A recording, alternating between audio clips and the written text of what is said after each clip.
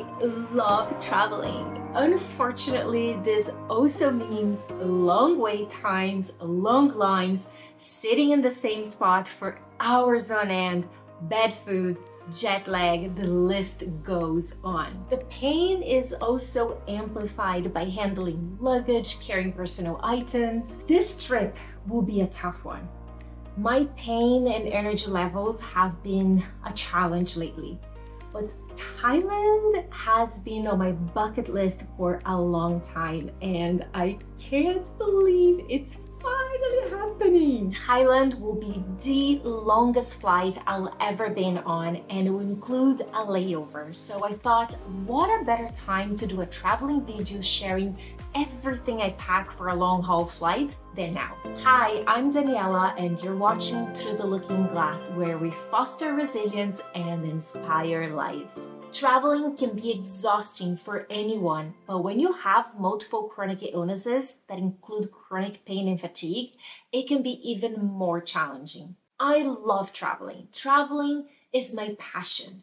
I also love traveling to warm places, and given that I live in Canada, this often involves traveling by plane and long plane rides. But before I share everything I have learned from my many travels, I want to know, if you could travel to any place in the world, where would that be and why? Before we get into the video, I just want to share how I'm feeling about this trip. I have just recently been diagnosed with Ankylosing Spondylitis, and so I haven't started treatment yet, meaning that pain is a major issue for me at the moment. Traveling is nothing new to me, but a trip this long, 21 hours in a plane and over 24 hours of travel time is. I'm a bit nervous to say the least, but I don't like to let fear dictate my life. And so I'm making this happen because I don't know what tomorrow brings. Guys, traveling with chronic pain can be overwhelming, but it's not impossible. With the right approach and preparation, any trip can be an opportunity for adventure and self-discovery. Despite the hurdles, my passion for travel fuels my determination. I won't allow pain to script my life's narrative. So I adapt, finding ways to make this non-negotiable part of my journey, the travel day, as bearable as possible, and I'm sharing those tips with you. I'm going to be covering a few sections in this video, and they're the following: packing, navigating airports, in flight, and while abroad. Before we even get to the airport, we need to talk about packing. There are many things to consider. Who will be carrying your bags? Do you have tight flight connections? I highly recommend traveling as light as possible and going carry-on only.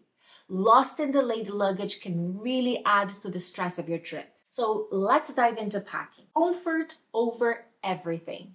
This is my mantra when packing. Everything from clothes I choose to travel pillows is selected for maximum comfort. But you need to pack light, so choosing wisely what you bring is an art. You want to have all the comfort items, but you don't want to overpack, so you need to compromise somewhere. You want your personal item bag to be large enough to carry all your comfort items, but not too large, which will be too heavy and won't fit in the seat in front of you. If you're checking in luggage, then your personal item should have wheels, so you don't have to carry it on your shoulders or back once you check in the main luggage. But if you're traveling carry-on only, then this bag should have a strap on the back so that you can secure it to your carry-on. That way, you don't have to carry anything on your back or shoulders. If you check in luggage, never, ever pack medications or unreplaceable items in a checked suitcase. Also, make sure to take a picture of your luggage in case it gets lost and include one of those air tags in your suitcase, because nothing can ruin a vacation like a lost bag. I will also be making a video of everything that I carry in my carry-on and my personal item bag, so if you're interested in that, I will have the link in the description below once it's ready. So next, let's talk about navigating the airport. Airports can be a nightmare for someone with chronic pain. I'm gearing up for a 21-hour flight, and that's just the flying part. There's also the journey to the airport, layover, the long lines, and the sensory overload of loud noises and bright lights. Traveling and creating videos are my passions, and I find ways to adapt to make even the travel day bearable. So the first thing is you gotta make sure that you arrive early. It gives you extra time to navigate the airport without the rush, reducing stress and allowing you to move at your own pace. A pro tip here: download the airport map on your phone. It's a simple way to know where you're going and find rest spots quickly. Pre-check-in. Another game changer is using pre-check-in services. Most airlines offer online check-in, saving you from standing in long lines. And speaking of saving time, getting TSA pre-check is a huge help. It's a bit of a process to get it, but it's worth it for the quicker security checks. Boarding assistance. Don't hesitate to ask for assistance. Need a wheelchair or transport to your gate? Request it. Airlines are there to help, and it can ease a lot of the physical strain. Also consider requesting pre-boarding. It gives you time to settle in without the pressure of the boarding crowd. Have you ever heard of the Sunflower Program? The Sunflower Program is a hidden disability program for individuals with invisible disabilities. Airport employees are trained to identify the hidden disability sunflower, which usually is a lanyard with a card, and may ask what they can assist you with. I will leave a link to the website in the description below. Next, choose your seat. Choosing your seat wisely can make a huge difference. I know often choosing your seat costs a bit more, but if you can afford it, it is money well spent because it can make a huge difference, especially in long-haul flights. My preference is for an aisle seat. It allows me to get up, stretch, and move around without disturbing others, which is essential for coping with pain and stiffness. Or if getting some head support is more of your concern, a window seat lets you lean against the wall for support. And let's be real, we all want to avoid the middle seat. It offers neither of these advantages. In flight.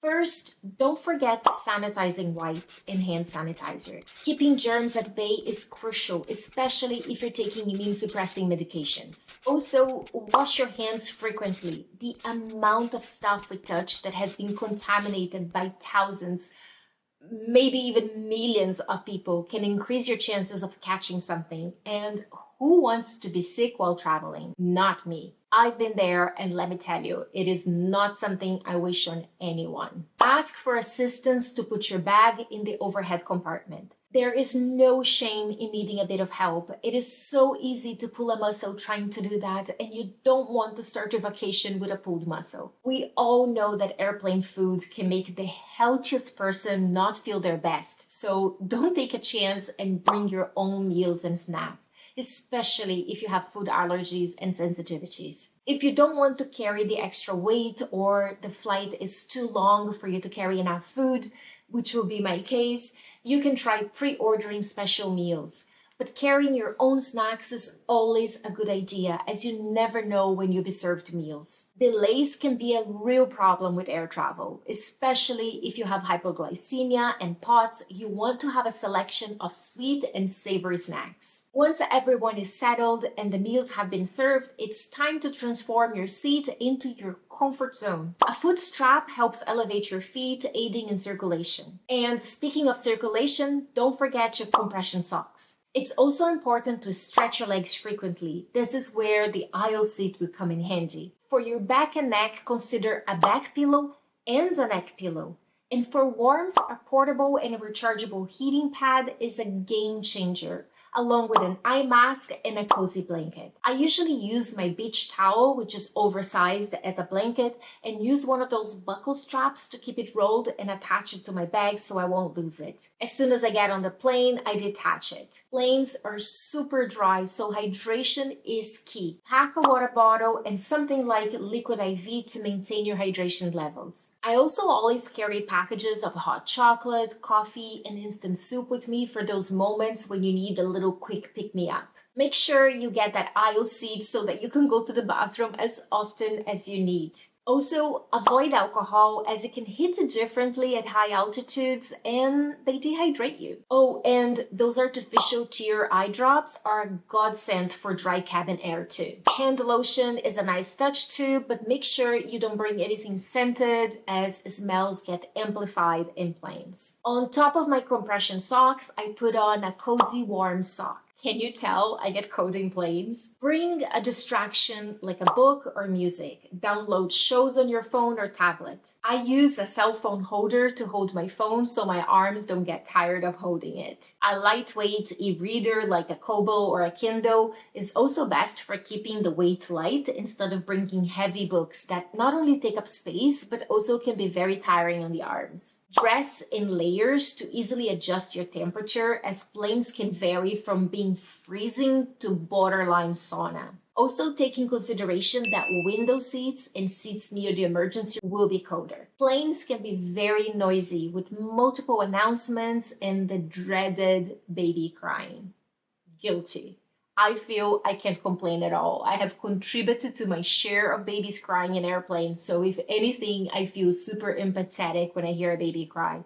But nonetheless, it can be exhausting, so to block out any unwanted noise canceling headphones are a must. My ears are super sensitive and they can actually hurt from having any pressure on them, so I alternate between 3 devices: my AirPods, my Bose over-the-ear headphones, and noise-blocking earplugs. I have this little bag that I take out of my personal bag and I put in the pocket in front of my seat because once you have your personal item under the seat and the person in front of you reclines their seat, that's it. It's nearly impossible to reach that bag without some sort of contortionist act and probably a pulled muscle. Who needs a pulled muscle when you're going on holiday, right? In this little bag, I keep a little medication container with all the meds I'll need during the flight, my AirPods, an adapter so that I can use them for watching the in-flight entertainment TV, eye mask, my earplugs, a charging cable for my phone, lip balm, and a decongestant so that I'm not in pain during takeoff and landing. I often get congested because of the dryness of the plane, so I find that that really helps. Regarding your medications,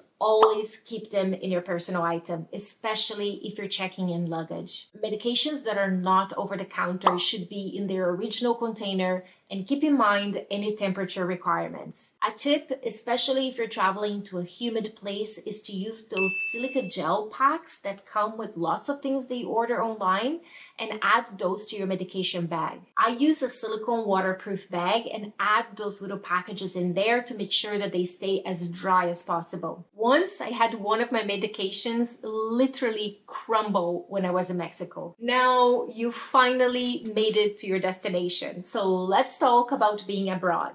First, ensure you have a good supply of your medications, including extras in case of delays. I would carry at least a week or 2 of extra medication. Keep copies of your prescriptions and a letter from your doctor explaining your conditions and treatment. This is crucial, especially when dealing with language barriers or if you need to seek medical assistance. If your medication needs to be refrigerated, portable cooler bags are your best friend. They are compact, easy to carry, and ensure your medication stays at the right temperature. Medication bags do not count as a personal item. Beware of hot destinations and make sure your accommodation will have a fridge. Also, be aware that many developing countries will have power shortages. So make sure that you have a backup plan in case that happens. A cooler and ice packs can be a good backup plan. I always bring a small ice pack in case my joints swell. I bring a small one because the liquid has to be less than 100 ml to go in my carry-on. Once I get to the hotel, I'll put it in the fridge or freezer. My hands tend to swell in hot countries, so it's nice to have that at the end of the day when I get back from the hotel and I'm in pain. Choosing the right accommodation can significantly impact your trip. Look for places with good accessibility and nearby amenities. For longer stays, consider renting an apartment for more control over your environment. Always inform your accommodation of your needs in advance. They might offer additional services or equipment that make your stay more comfortable. Many beautiful bungalows by the beach I saw in Thailand did not have air conditioning, and I knew that despite the paradise location with temperatures of over 30 degrees Celsius, I would never have an opportunity to get a break from the heat. Pacing is also key. It's tempting to see and do everything, but listen to your body. Schedule rest days and shorter activities, and don't feel guilty about missing out on certain experiences. Remember, it's about enjoying your experience, not exhausting yourself. If you overdo it, you end up with a flare and not able to enjoy your vacation at all. Food and water safety is paramount. Stick to bottled water for everything, even brushing your teeth. It's better to be overly cautious than to risk getting sick. Be cautious with food, especially street food or anything prepared with tap water. I know this might interfere with local experiences, and this is something that you need to decide if it's a risk you're willing to take. Language barriers is also something to consider.